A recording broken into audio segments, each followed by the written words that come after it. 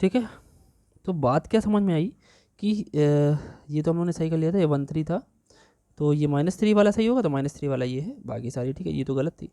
तो यानी आंसर कौन सा हो गया? सी। ठीक है, ठीक है, ये क्लियर हो गया होगा। और हाँ, स्टार बना लीजिए, पेपर में आने के चांसेस ज़्यादा हैं, पता नहीं क्यों। ठीक है, आगे बढ़ते हैं।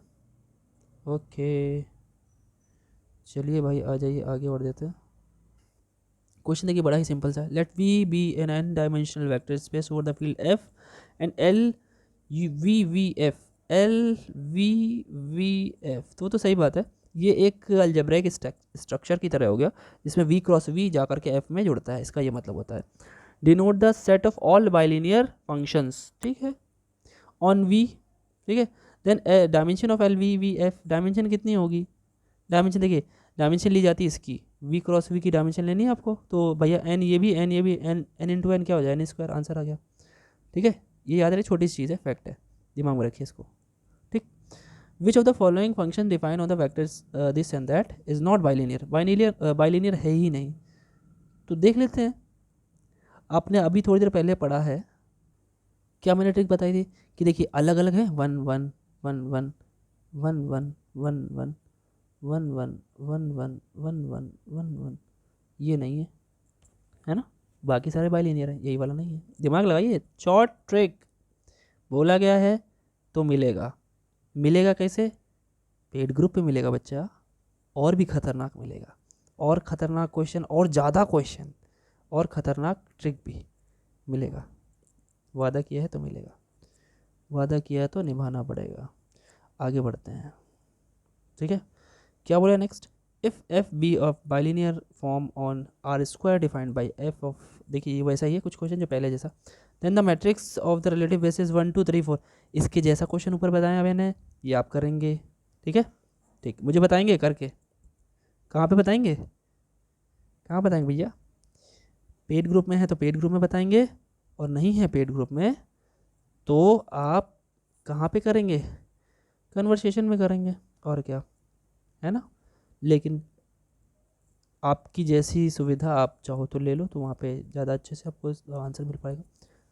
ठीक है, वैसे इस पर भी आपको आंसर मिलेगा, क्योंकि अभी तक कन्वर्सेशन में आंसर दिया जाता था जब तक पेड ग्रुप नहीं था। As I had increase the number of staff, increasing, मैं इंक्रीज़ कर रहा हूँ, तो I have to afford their fees and salary as well. So for that, अगर मेरे ऊपर था तब तक कोई बात नहीं थी। You all very well know that कि अभी तक हम लोगों ने 4 सेमेस्टर तक पढ़ लिया, there were no fees at all. ठीक है, इधर थोड़ी सी रखी गई, वो भी बहुत कम रखी गई है। अपने स्टाफ में जितने भी लोग हैं जो धीरे धीरे जुड़ रहे हैं, उन्हें मैं ऑलमोस्ट कुछ नहीं के बराबर दे पा रहा हूँ। ठीक है, I am talking about money, लेकिन थोड़ी थोड़ी सी कोशिश कर रहा हूँ।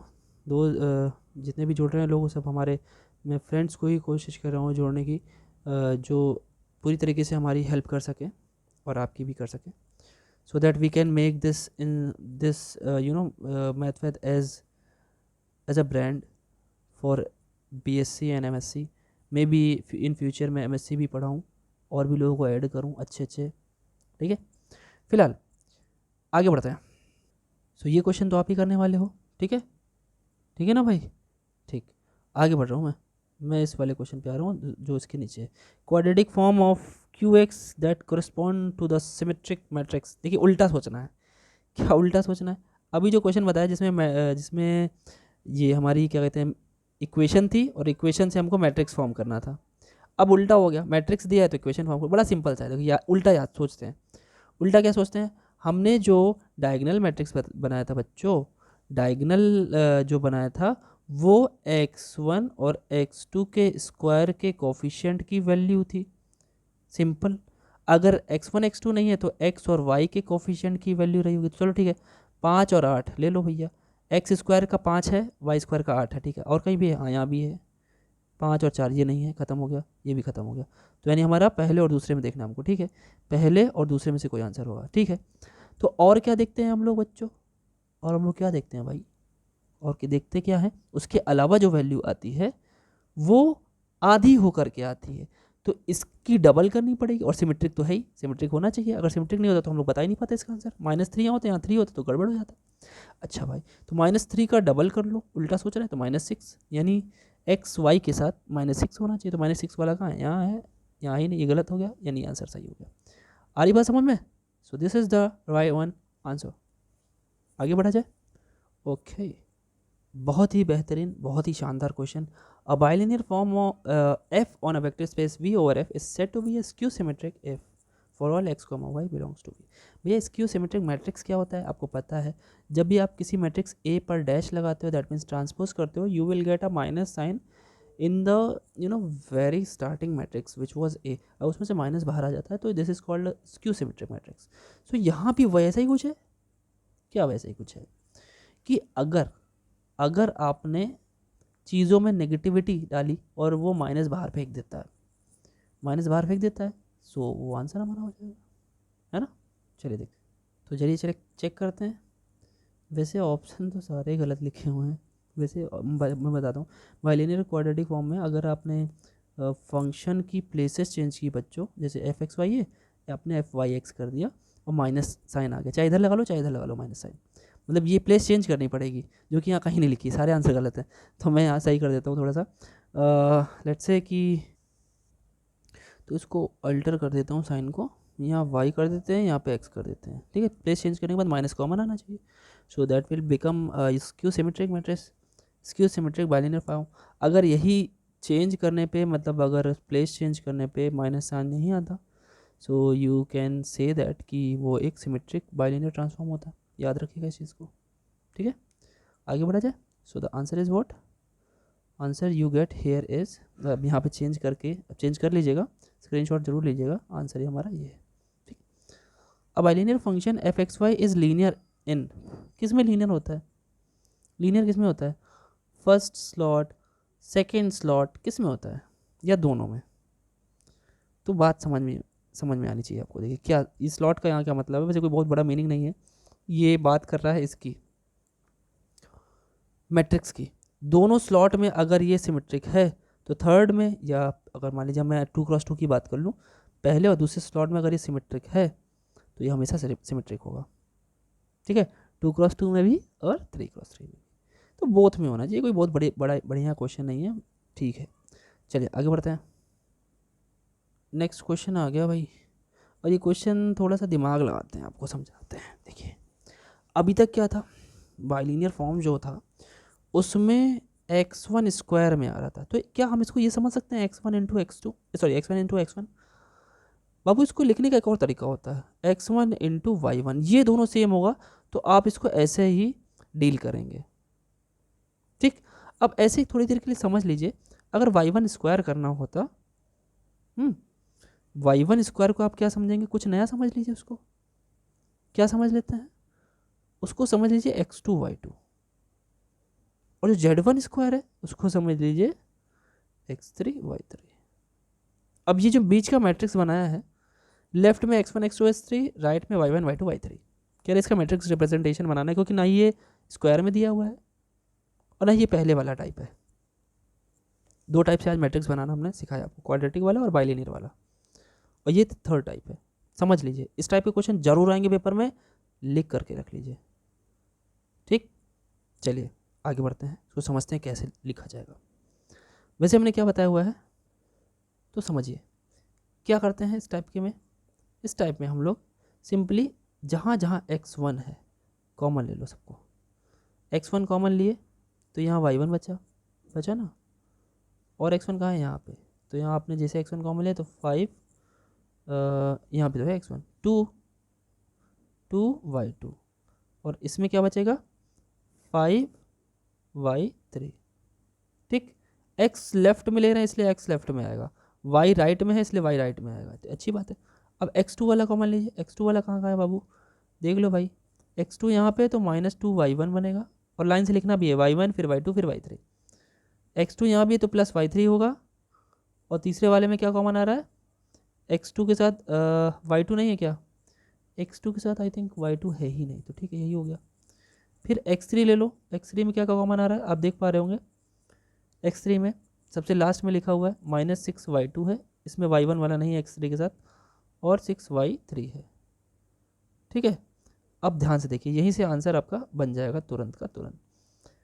ठीक, पहली रो देखिए, पहली रो 1 2 और 5 होनी चाहिए, तो 1 to 5 यहाँ भी है, 1 to 5 यहाँ भी है। दूसरी रो होनी चाहिए -2 और भाई y2 वाला पोर्शन है नहीं तो 0, -2 0 और 1, -2 0 और 1, यहाँ भी है यहाँ भी है, ये बड़ी अच्छी बात है।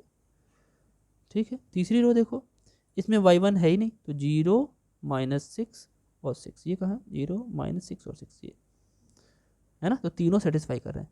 बाकी ये वाला भी गलत है, मैं आपको नीचे का भी दिखा देता हूँ, वो भी गलत है। स्क्रीनशॉट ले लीजिए पहले तो इसका। ठीक, तो आपका आंसर क्या है, ए नंबर। तो हो गया स्क्रीनशॉट। चलिए आगे बढ़ते हैं। देखिए क्या कर रहा है, let v is equal to r⁻3 and t from v to v। ठीक है, लीनियर ऑपरेटर है, लिखा इन्होंने लीनियर ट्रांसफॉर्म है। हाँ, लीनियर ट्रांसफॉर्म है, कोई बात नहीं, लीनियर ट्रांसफॉर्म में का ही एक टाइप होता है लीनियर ऑपरेटर। इसमें डोमेन कोडोमेन अलग अलग होते हैं, इसमें दोनों सेम होते हैं। Defined by t(x,y,z) is equal to 2x 4y and 5z। तो कह रहे हैं कि इसका जो मैट्रिक्स रिप्रेजेंटेशन होगा इस बेसिस पे वो क्या होगा। ठीक है, तो समझते हैं, देखिए कैसे होगा, कैसे निकालते हैं, और शॉर्ट तरीका क्या है। देखिए पहले स्टैंडर्ड बेसिस पे फॉर्म कर लीजिए, t(x,y,z) है तो 1 0 0 पे ले लीजिए, 1 0 0 पे आपका हो रहा है 2 0 0 मिल रहा है, फिर 0 1 0 पे लेंगे, ऐसे आपका हो जाएगा 0 4 0, और 0 0 1 पे लेंगे तो 0 0 और 5 आ जाएगा। तो अगर आप देखें तो इससे तो पहले हम मान लीजिए बनाएंगे ही, ठीक है, और इसको एडजस्ट करेंगे तो टी बनाएंगे फिर रखेंगे। अब देखिए इससे क्या एडजस्ट हो पा रहा है, कैसे मोस्ट सुटेबल कोई आंसर आ रहा है, 2 0 0 पहली रो, दूसरी रो, तीसरी रो, हाँ यही दिख रही, देखिए आंसर ये आ गया।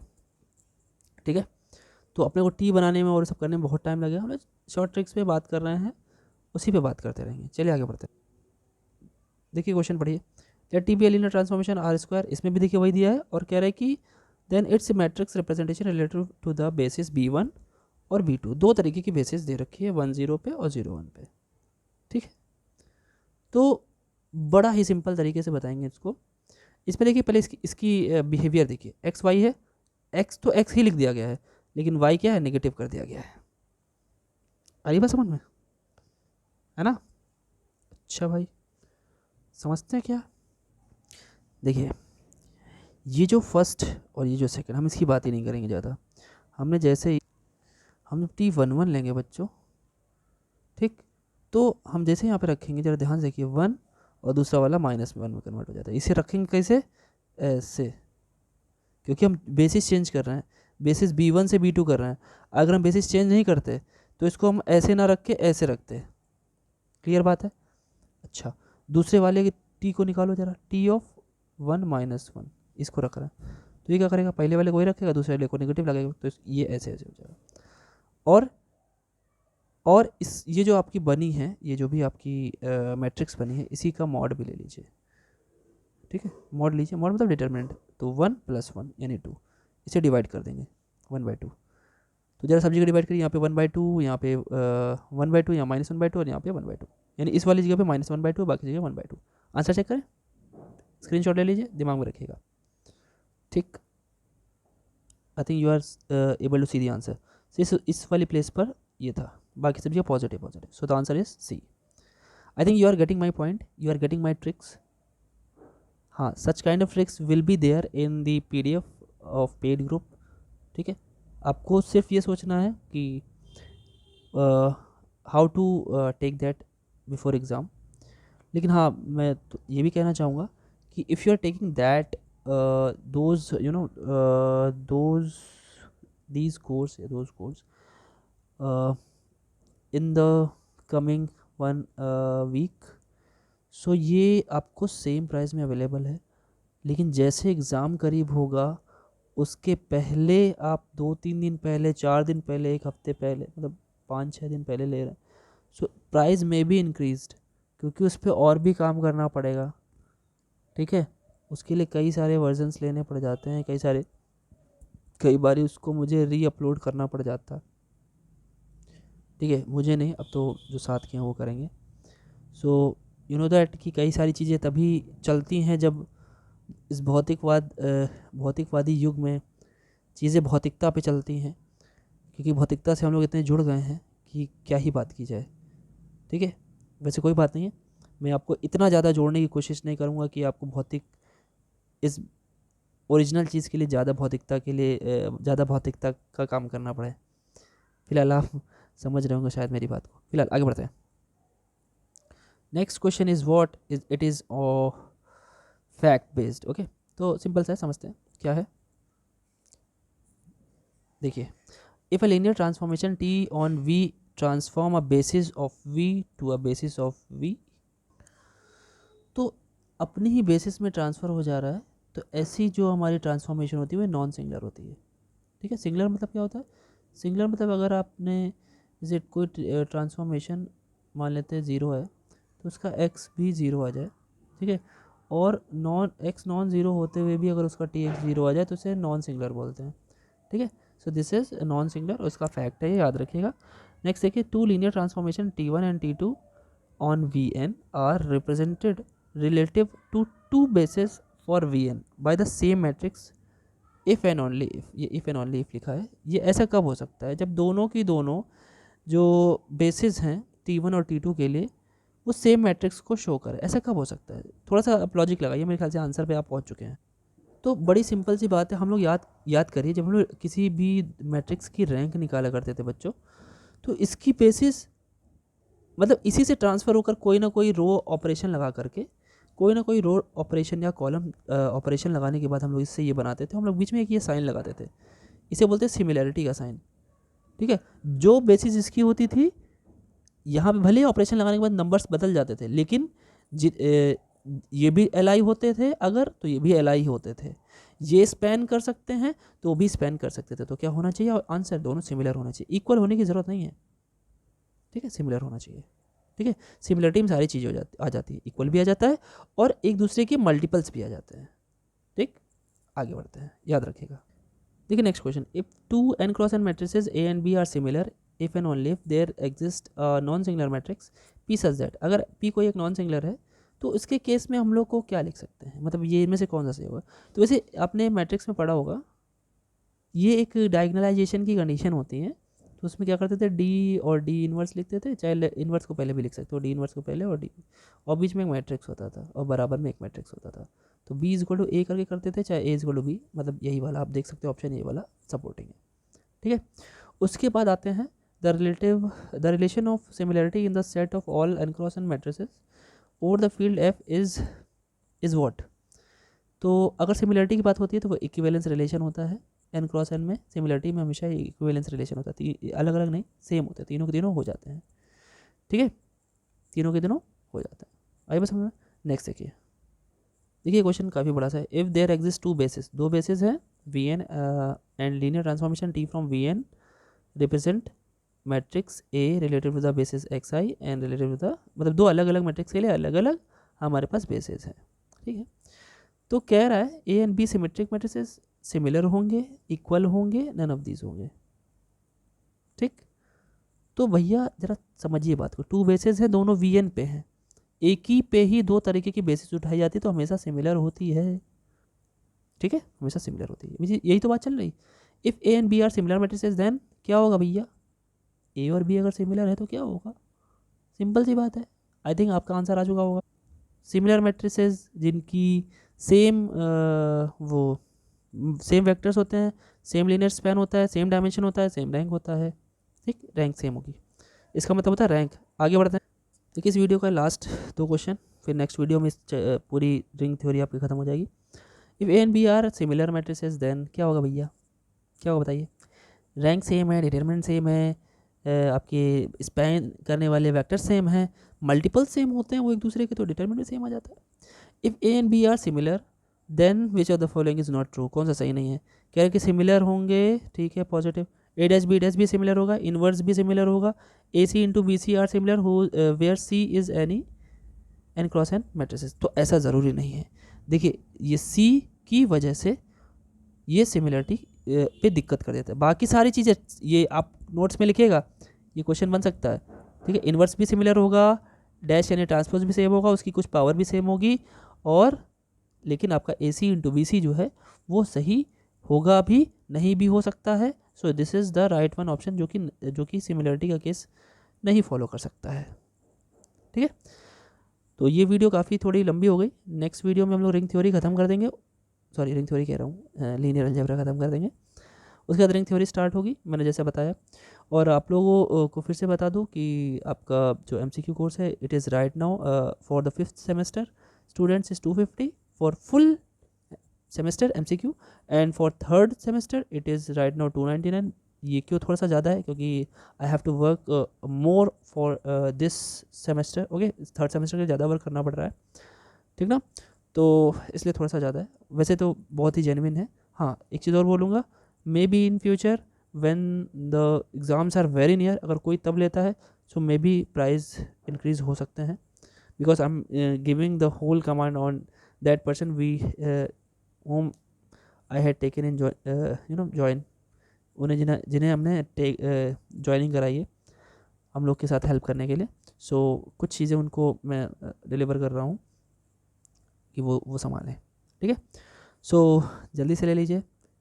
प्राइस अभी बहुत कम है और ये बहुत ज़्यादा कोई नहीं बढ़ने वाले, बहुत हल्का फुल्का इंक्रीज़ होता है.